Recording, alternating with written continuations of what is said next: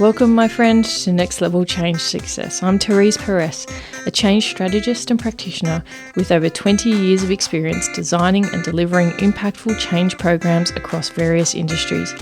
In this podcast, I share real-world practical strategies to help you create and deliver positive change experiences, whether you're a leader, practitioner, or someone looking to bring new ways of working to life. In today's fast-paced world, change is constant. Here we focus on how you can put people at the centre of your change strategy, because people with a sense of purpose are the most important link in driving performance. So if you're ready to create meaningful change and achieve all the success that comes with it, keep listening. Together, let's change the conversation and take it to the next level. Hello. Welcome to another episode of Next Level Change Success. My name is Therese, and I'm the founder of myvirtualchangemanager.com. I'd like to acknowledge that I am recording on Therese country and pay my respects to the traditional owners and custodians on the land on which I am recording. Today we're talking about culture.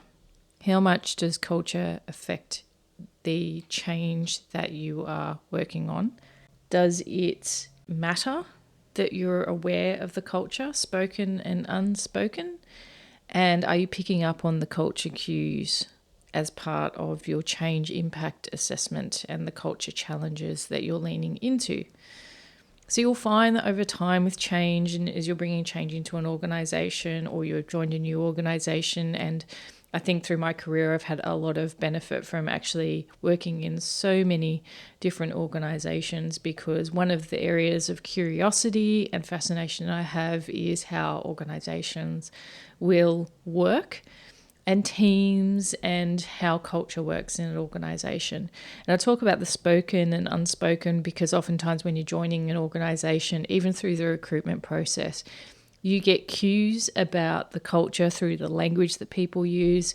You might ask outright around the culture and what the culture is like. You'll also pick up on the culture when you ask the question around the change challenges that an organization faces, or different aspects of teams do you feel like will resist the change.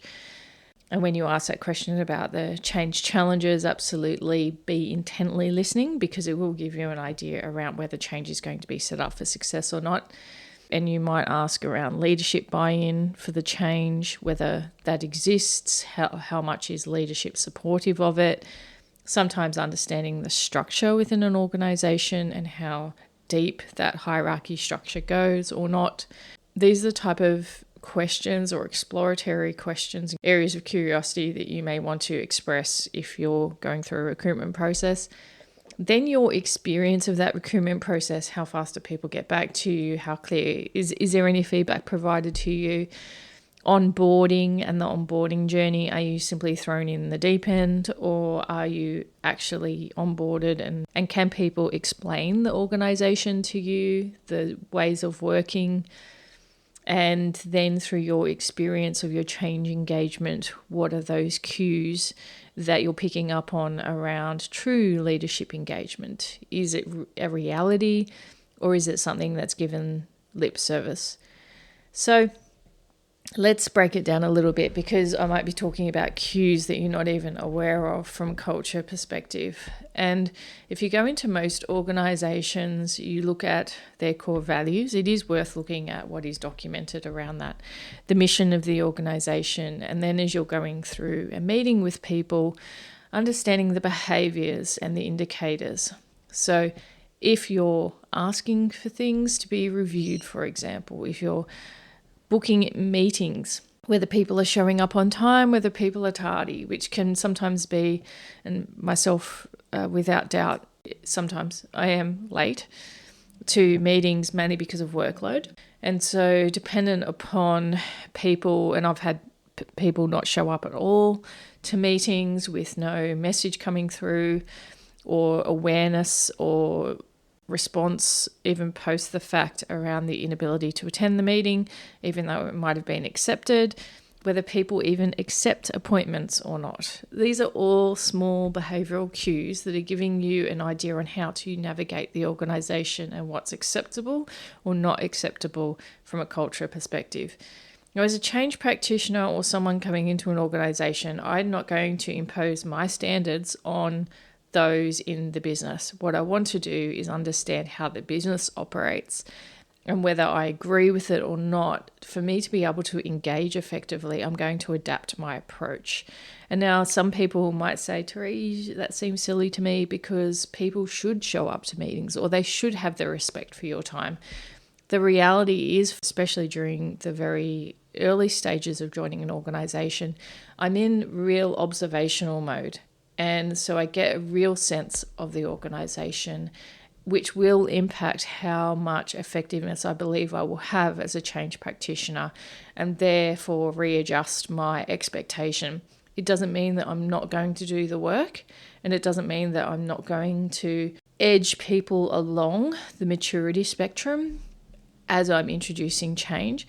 But it does mean I want the fastest and easiest path possible, and the path of least resistance, which means I will adapt my approach. What I can do if I have dependencies on pieces of work is ensure that I am documenting that. If people are preferring that people chat in teams, for example, but I'm finding that people aren't actually getting back to me on things, I start to use email to do the request. I might do the Teams chat to nudge the person, but I want it documented so that if anyone says, well, you only just sent that through to me, I'm sure last week, that I have the email trail with the appropriate CC in that email and awareness. If I find that initially I'm going to request that of the individual, if I'm not getting any accountability, then I might have a bit more awareness to their leader that that's happening. I might have more of a side conversation with the leader if it's appropriate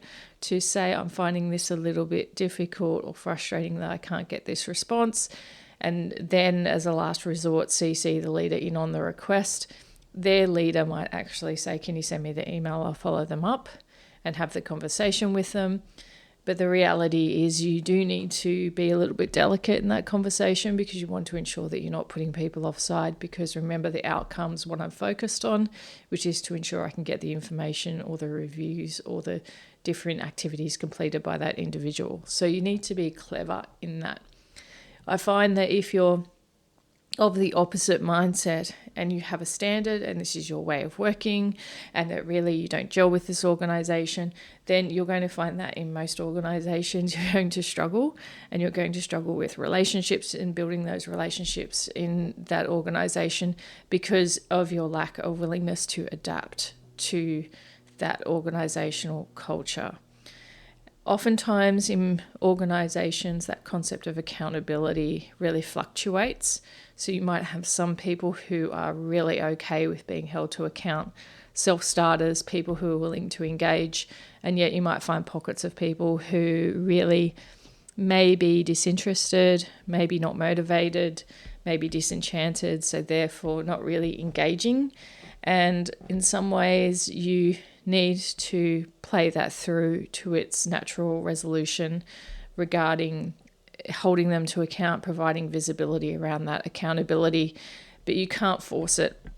And so sometimes it's looking at a path B or having a plan B if individuals do not get you what you need to complete your tasks. You need to go ask a question a multiple number of times, highlight it on your change report, talk to your leader about it.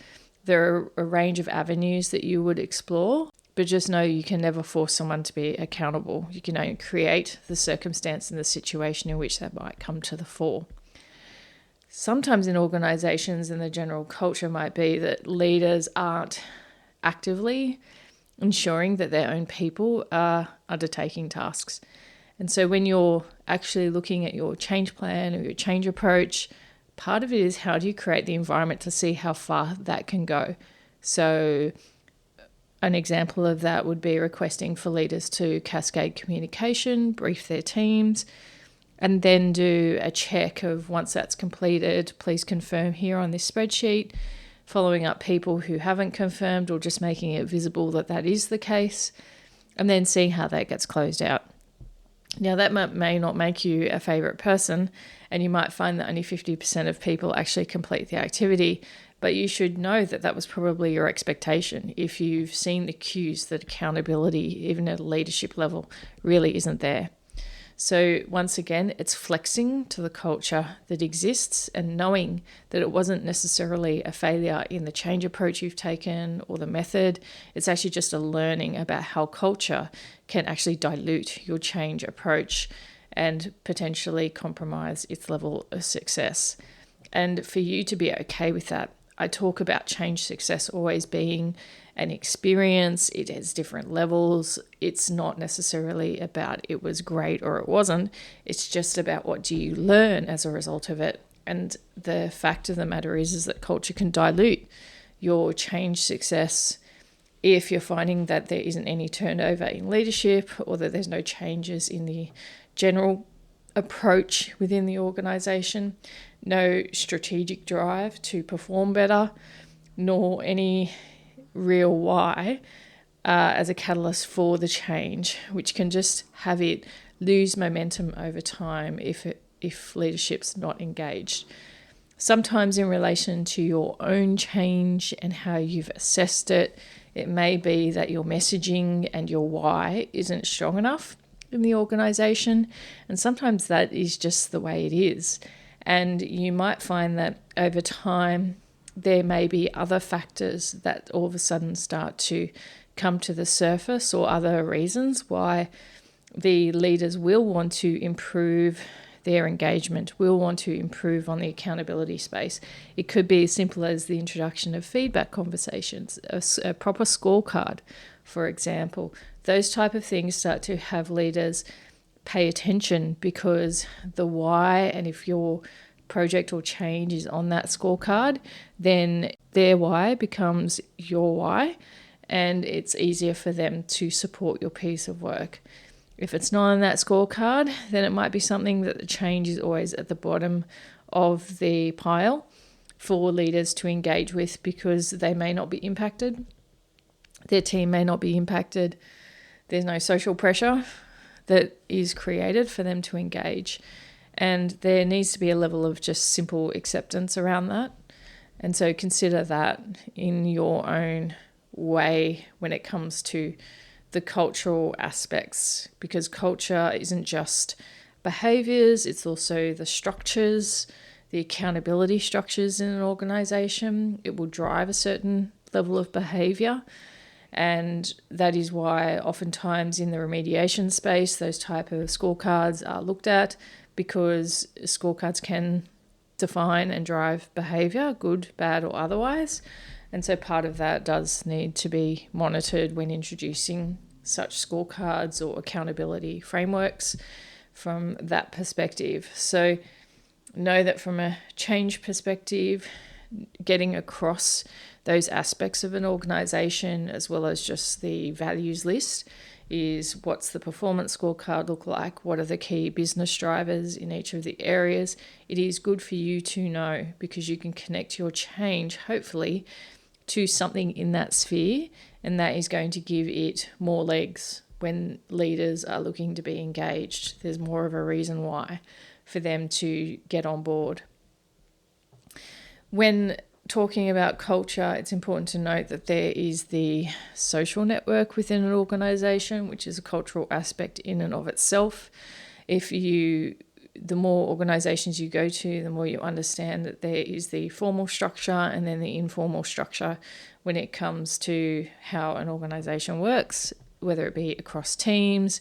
There will be nodes of information hubs, people who are in the know, people who can give you background. And so that is why the relationship aspect when it comes to change, and for yourself, even if you're a leader introducing change, understanding those layers is going to put you in really good stead. So you've got structures, you have the social network, you've got obviously the informal, formal structures, understanding those.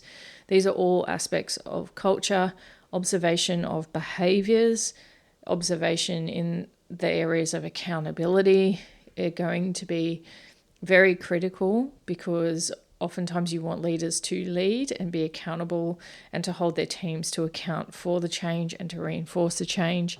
If there is a passive level of accountability, no active accountability structures in place or skill sets that leaders are displaying, then you need to reset your own expectation around the effectiveness of the reinforcement and embedment cycle, and where does that appropriately sit.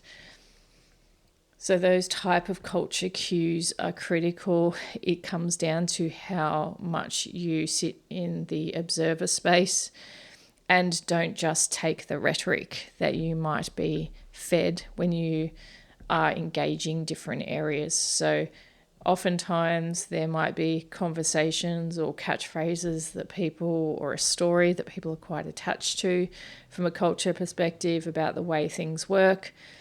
And it's important that you do your own exploration in relation to that, especially if you're in a support service type function or a corporate services function, because oftentimes when you're then at the front line or at the coalface of the business, you see the customer interactions, you see the pressure the individuals might be under, and there might be perfect reason as to why they behave the way that they do. It's good to unpack and understand that, especially if your change affects the front line. In a lot of organizations, you see through customer satisfaction surveys or even staff satisfaction engagement surveys, a bit of a dichotomy between the frontline perception and then almost the head office perception or the ivory tower perception.